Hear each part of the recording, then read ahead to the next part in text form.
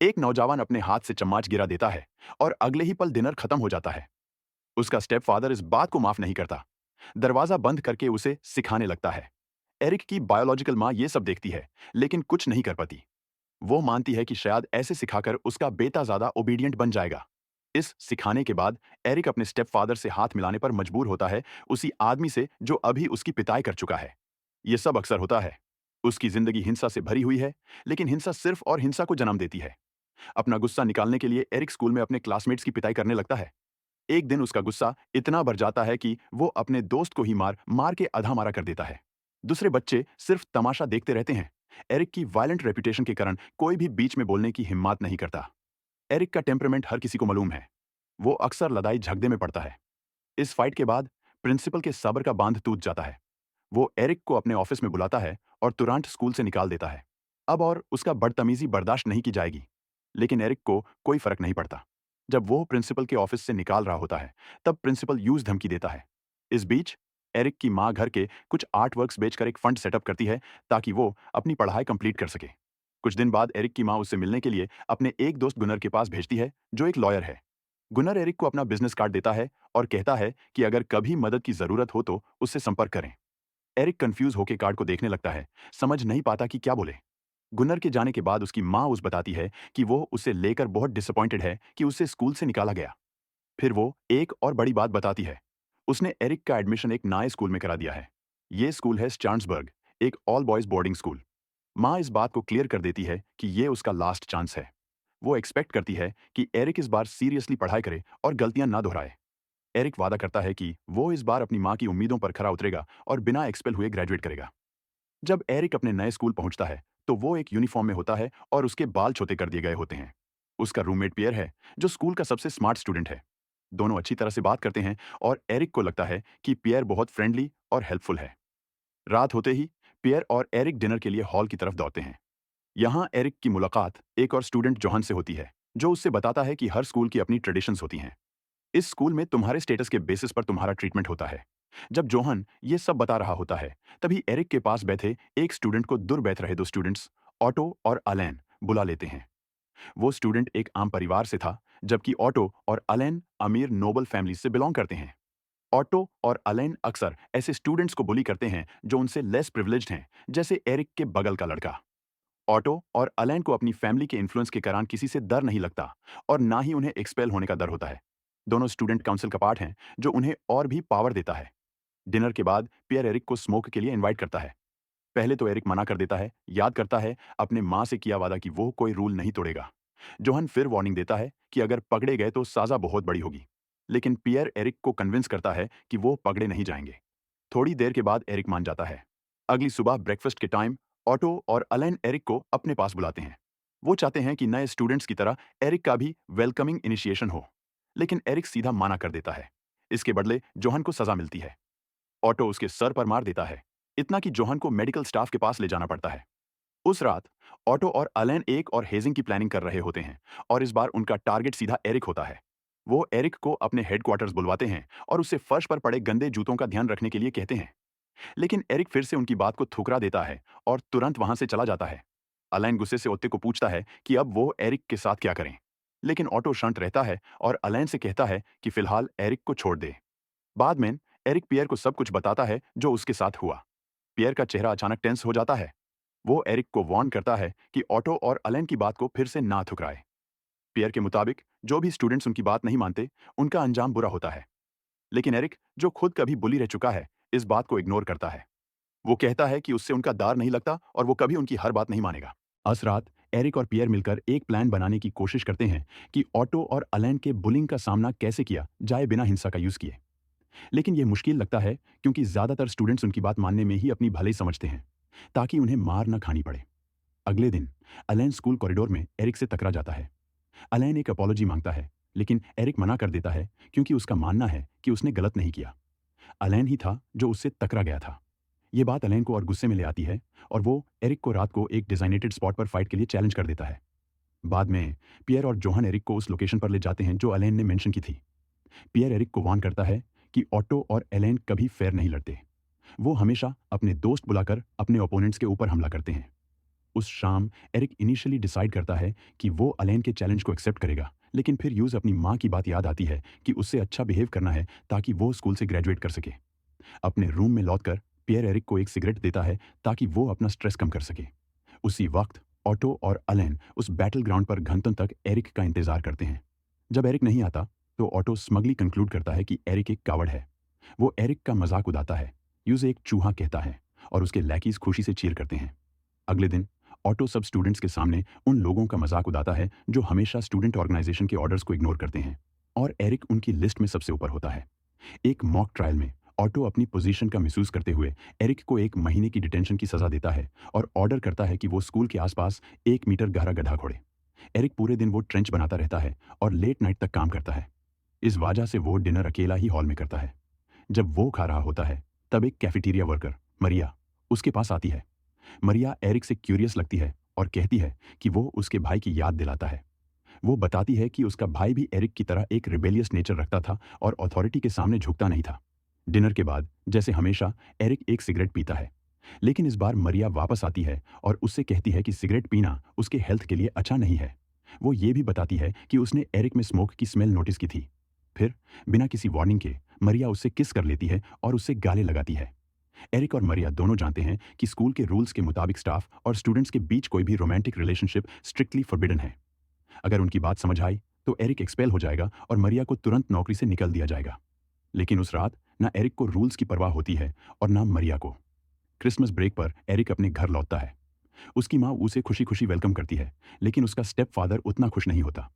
वो एरिक से स्कूल में मिले सजाओं के बारे में सवाल करना शुरू कर देता है, जिनमें सस्पेंशन भी शामिल है। एरिक ईमानदारी से जवाब देता है। वो कहता है कि उसने एक स्टूडेंट के ऑर्डर्स को फॉलो करने से मना कर दिया था, जो एक पावरफुल नोबल फैमिली का बेटा है। उसका स्टेप फादर उसकी बात सुनकर उसका मजाक उड़ाता है और कहता है कि नोबल फैमिली के बेटों का इज्जत और ओबीडियंस के साथ ट्रीटमेंट होना चाहिए। एरिक की पूर रिपोर्ट कार्ड और स्कूल में मिले पनिशमेंट्स देखकर उसका स्टेप फादर यूज फिर से मारने लगता है। उसकी माँ, जो अपने बेटे के दुख को जानती है, सब कुछ देखकर भी अनजान बनी रहती है। क्रिसमस ब्रेक के बाद जब एरिक वापस स्कूल आता है तो सबसे पहले वो मरिया से मिलने के लिए दौड़ता है। वो उसे बहुत याद कर रहा था। चंदनी रात के नीचे दोनों एक दूसरे को गले लगाते हैं और अपने दिल की बातें शेयर करते हैं। इस बीच ऑटो और अलेन को पता चल जाता है कि एरिक स्कूल लौट आया है। दोनों एक और प्रैंक प्लान करते हैं। इस बार वो प्लान बनाते हैं कि एरिक के सोने के दौरान उस पर गंदा पानी डालेंगे। जैसे वो सोचते हैं, उनका प्लान काम कर जाता है। एरिक और पियर तुरंत उठकर सफाई करते हैं, लेकिन इस बार एरिक चुप रहने का मूड में नहीं है। उसे अपना बदला लेना है। एरिक बचा हुआ गंड और मिट्टी लेकर ऑटो के रूम में घुसता है, उनका लैंप बैंड करता है और ऑटो के ऊपर सब कुछ डाल देता है जब वो सो रहा होता है। अगले सुबह डाइनिंग हॉल में एरिक अपने तरीके से ऑटो की बेइज्जती करता है। वो जोर जोर से बोलता है ताकि सब सुन सकें। वो हवा में सूंघने का नाटक करता है और प्रिटेंड करता है कि वो स्मेल का पीछा कर रहा है। फिर वो सीधा ऑटो के टेबल पर जाकर रुकता है, जो ब्रेकफास्ट कर रहा होता है, और लाउडली डिक्लेयर करता है। यह सुनकर ऑटो गुस्से में आग बाबूला हो जाता है। वो एरिक को सबके सामने पंच करता है और उस पर गुस्से से वार करता है, लेकिन एरिक अपनी माँ से किया वादा याद रखते हुए पलटवार नहीं करता। प्रिंसिपल और टीचर्स वहां ही बैठे होते हैं, लेकिन सब कुछ इग्नोर करते हैं, जैसे कुछ हुआ ही नहीं। मरिया ये सब देखकर तुरंत बीच में आती है और ऑटो को रोकती है। ऑटो और अलेन एरिक का रिजॉल्व तोड़ने में असफल होने के बाद अपना नया टारगेट ढूंढते हैं। अब उनका नया टारगेट है पियर, जो एरिक का रूममेट और स्कूल में उसका इकलौता दोस्त है। लंच के वक्त ऑटो पियर को अपने पास बुलाता है, लेकिन पियर मना कर देता है। उसका मानना है कि उसने ऑटो के साथ कुछ गलत नहीं किया है, लेकिन ऑटो इतनी आसानी से हार नहीं मानता। लास्ट क्लास के बाद वो पियर को एक फाइट के लिए चैलेंज करता है और धमकी देता है कि अगर वो नहीं आया तो उसे सजा मिलेगी। ऑटो और अलेन जानते हैं कि पियर को टारगेट करने का सीधा असर एरिक पर पड़ेगा। दोनों का प्लान एरिक को भी अपने जाल में फंसाने का है, ताकि फ्यूचर में कोई भी उनके ऑर्डर्स को इग्नोर ना करे। उस शाम पियर मजबूरी में ऑटो के चैलेंज को एक्सेप्ट करता है और बैटल ग्राउंड में अकेला पहुंचता है। ऑटो, अलेन और उनके फॉलोअर्स वहां पहले से इंतजार कर रहे होते हैं। पियर अपने तरफ से पूरी कोशिश करता है, लेकिन उनकी फिजिकल स्ट्रेंथ का लेवल अलग ही होता है। ऑटो एक आसान सा पंच मारकर पियर को ग्राउंड पर गिरा देता है। एरिक कहीं नजर नहीं आता। पियर वहां जमीन पर पड़ा रहता है, एक जोक बनकर रह जाता है ऑटो और उसके गैंग के लिए। जब तक एरिक पहुंचता है तब तक काफी देर हो चुकी होती है। एरिक पियर को उठाकर रूम तक ले जाता है, उसके चोटों का इलाज करता है और उससे रेस्ट करने के लिए कहता है। पियर को सेटल करने के बाद एरिक रूम से निकाल जाता है। उस रात एरिक मरिया से मिलता है और दोनों एक दूसरे के करीब आ जाते हैं। अगली सुबह पियर की हालात को लेकर चिंतित एरिक जल्दी से अपने रूम में वापस जाता है। लेकिन जब वो पहुंचता है तो रूम खाली होता है। पियर वहां नहीं होता। उसने अपने सारे सामान ले लिए होते हैं और ये साफ होता है कि वो अब स्कूल वापस नहीं आएगा। सिर्फ एक चिट्ठी छोड़कर जाता है जिसमें वो अपने अचानक जाने के लिए माफी मांगता है। चिट्ठी में पियर लिखता है कि एरिक एक सच्चा दोस्त है और यूज इनकरेज करता है कि वो कभी हार न माने। पियर उससे कहता है कि वो ऑटो और उसके चलोन के अत्याचारों के खिलाफ लड़ता रहे और स्कूल में चल रही अन्याय की दास्तान का अंत करे। चिट्ठी पढ़कर एरिक खुद को संभालता है और एक नए जाज्बे के साथ उठता है। अब उसका इरादा मजबूत हो चुका है और वो तय करता है कि वो पियर और उन सभी स्टूडेंट्स के लिए लड़ेगा जो ऑटो की क्रूरल्टी का शिकार हुए हैं। बिना किसी हेसिटेशन के एरिक डाइनिंग हॉल में जाता है और अलेन को चैलेंज करता है। वो कहता है कि 1 घंटे बाद अरीना में ऑटो और अलेन दोनों उसका सामना करें। अरीना में अकेला एरिक अलेन और वॉन शेंकिन के सामने खड़ा होता है। दोनों एरिक से बड़े और ताकतवर दिखते हैं, लेकिन वो सिर्फ अपने माँ बाप के पावर और इन्फ्लुएंस पर डिपेंडेंट हैं। एरिक अपनी लड़ने की स्किल्स का यूज करके उन्हें आसानी से नीचे गिरा देता है। अलेन और वॉन शेंकिन दोनों हार कर गिर जाते हैं। उसके बाद एरिक ऑटो को धमकी देता है कि अब उसकी बारी है। ऑटो एरिक के इस कॉन्फिडेंस से हिला हुआ लगता है। लेकिन ऑटो से निपटने से पहले एरिक स्कूल की किचन में मरिया को ढूंढने जाता है। वहां एक फीमेल स्टाफ मेंबर उससे मिलती है और बताती है कि मरिया को फायर कर दिया गया है और वो स्कूल छोड़कर जा चुकी है। वो एरिक को मरिया की एक चिट्ठी देती है। मरिया के भी अचानक चले जाने से एरिक का दिल टूट जाता है, जैसे पियर के केस में हुआ था। ऑटो का एक चेला एरिक को स्टाफ मेंबर से चिट्ठी लेते देख लेता है और तुरंत ऑटो को इसके बारे में इन्फॉर्म करता है। ऑटो एरिक के रूम में घुसकर उसके सामान की तलाशी लेता है। आखिरकार उसे मरिया की चिट्ठी मिल जाती है। चिट्ठी पढ़कर ऑटो को पता चल जाता है कि एरिक और मरिया के बीच एक सीक्रेट रिलेशनशिप था। अब ऑटो के पास एरिक को एक्सपेल करवाने के लिए पक्का सबूत होता है। वो बिना वक्त बर्बाद किए चिट्ठी प्रिंसिपल के हवाले कर देता है। प्रिंसिपल एरिक को समन करता है और बिना किसी शंका के उसे स्कूल से एक्सपेल कर देता है। प्रिंसिपल इसे एक सीरियस ऑफेंस बताता है। एरिक शांति से पनिशमेंट को एक्सेप्ट कर लेता है, लेकिन उससे सिर्फ एक रिक्वेस्ट करता है कि मरिया की चिट्ठी उसे वापस दे दी जाए, जो मरिया की एक याद है। प्रिंसिपल मना कर देता है और चिट्ठी को अपने ड्रॉर में लॉक कर देता है। अब एरिक का निशाना सिर्फ एक ही है, ऑटो। उसके पास कुछ भी खोने को नहीं बचा है। वो ऑटो का पीछा करता है और उसे अकेला जंगल में चलने हुए पकड़ लेता है। एरिक एक लकड़ी उठाकर ऑटो को धमकाता है और उससे कहता है कि वो घुटनों पर झुके। ऑटो डर के मारे तुरंत अपने घुटनों पर बैठ जाता है।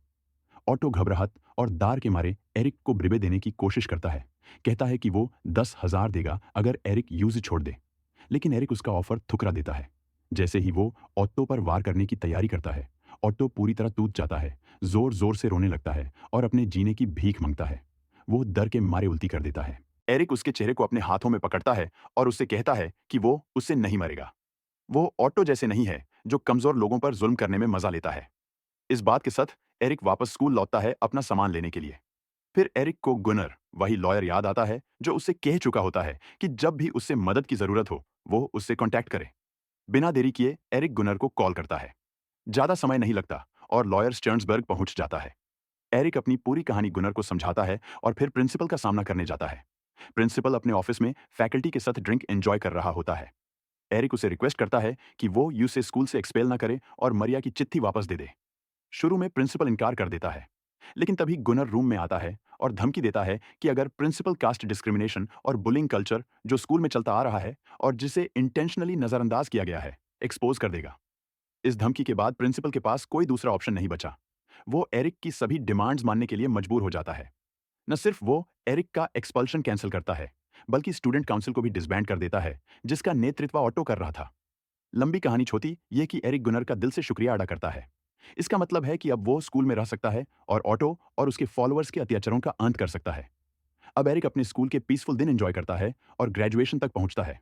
ग्रेजुएशन के दिन उसकी मां गर्व और खुशी से झूमी होती है, क्योंकि एरिक ने स्टर्न्सबर्ग में अपने वक्त के दौरान काफी अचीवमेंट्स किए होते हैं।